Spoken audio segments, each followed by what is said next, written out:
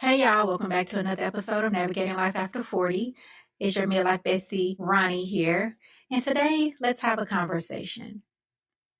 Have you ever found yourself thinking, I think I'm done with this job, but nothing's really wrong? Or is it? Because sometimes it's not about dramatic burnout or a toxic environment.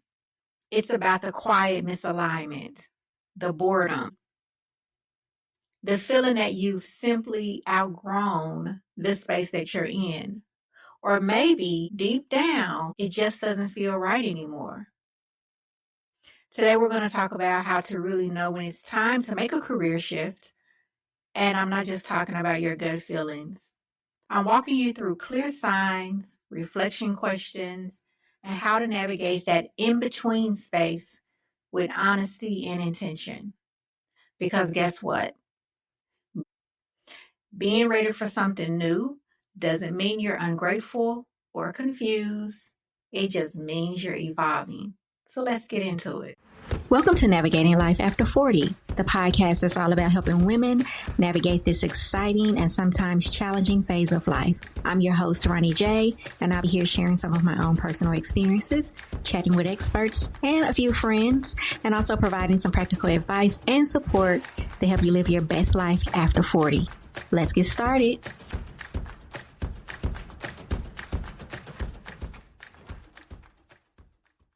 We've been taught to believe that we should only leave jobs when we're completely depleted, when our health is falling apart, when the environment becomes toxic. But what if the signs are more subtle? What if you're just, let's say, unfulfilled? You don't have to be in a crisis to know that it's time to go. Sometimes the most powerful transitions happen when you're still functioning, just no longer thriving.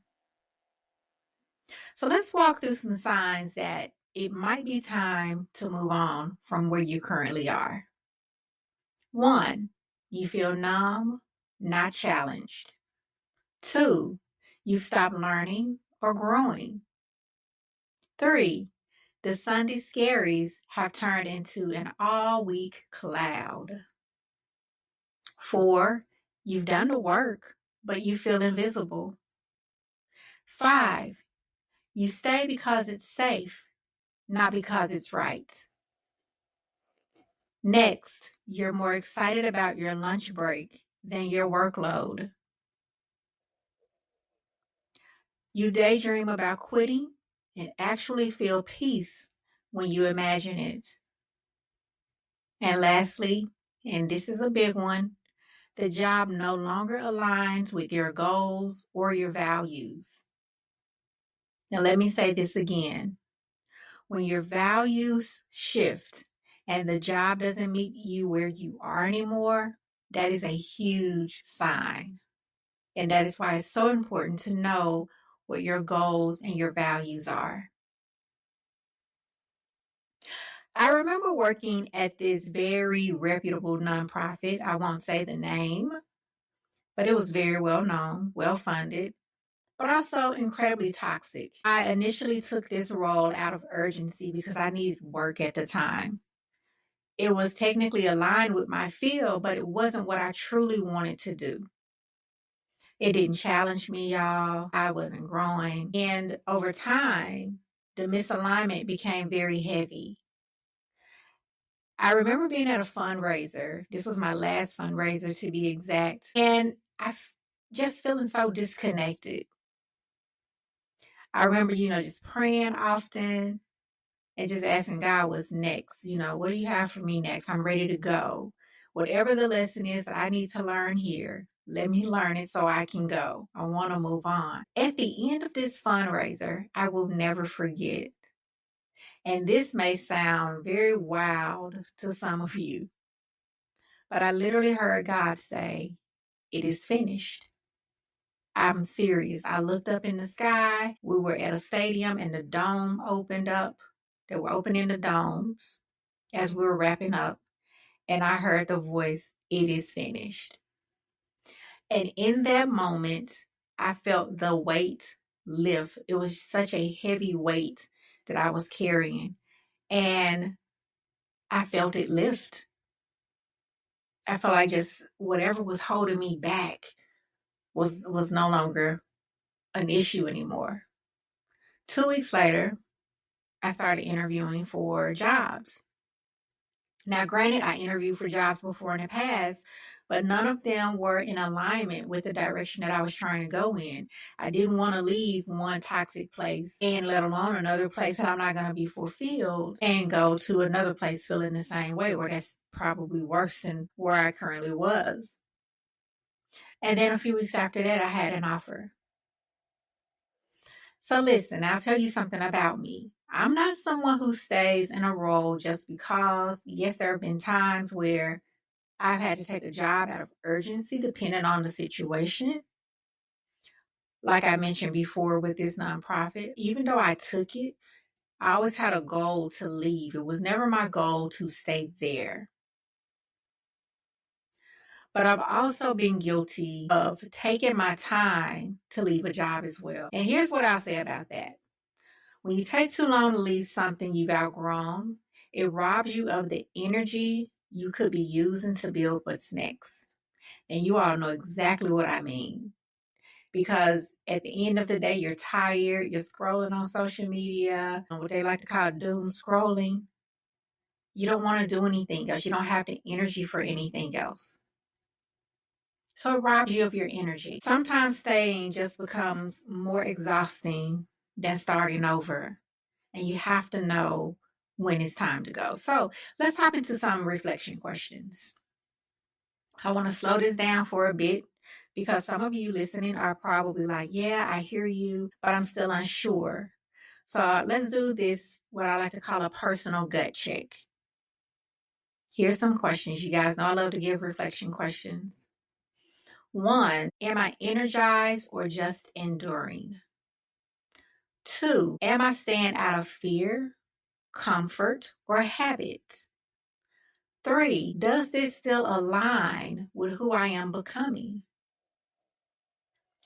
4, if nothing changed in the next year, would I still want to be here? And 5, am I silencing my instincts just to keep a steady paycheck?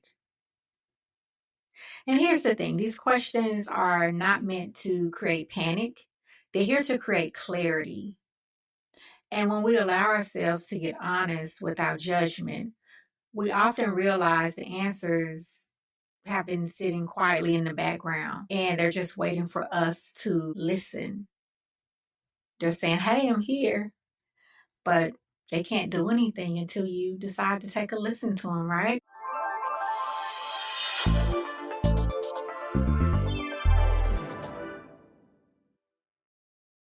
We'll be back right after this.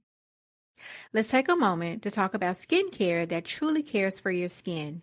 Banish is a skincare brand known for creating clean, cruelty-free, and vegan products that help tackle acne scars, hyperpigmentation, and uneven skin texture. As we go through perimenopause and menopause, we often notice increased dryness and changes in our skin texture. That's why I love hydrating products like Banish's Brightening Vitamin C Moisturizer, which deeply nourishes and restores your skin's glow, and the Pumpkin Enzyme Mask, a gentle exfoliating treatment that leaves your skin feeling fresh, smooth, and radiant.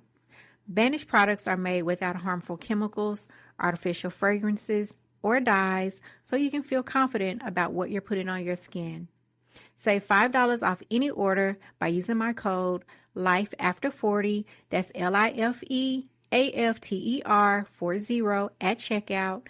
You can visit www.banish.com to start your journey to healthier, more radiant skin today. Let's take a moment to thank our partner, Black Girl Vitamins. They provide wellness products specifically designed for women of color, including their amazing menopause support vitamins. One of my favorites, MenoChill, is specifically designed to support menopause and perimenopause symptoms. Visit www.blackgirlvitamins.com and use my code NAVIGATE to save 20% off your first purchase. Here's a pro tip that I'll share, and I wish more people embrace this. This was something that I learned years ago, I forgot, and then I had to be reminded of this again.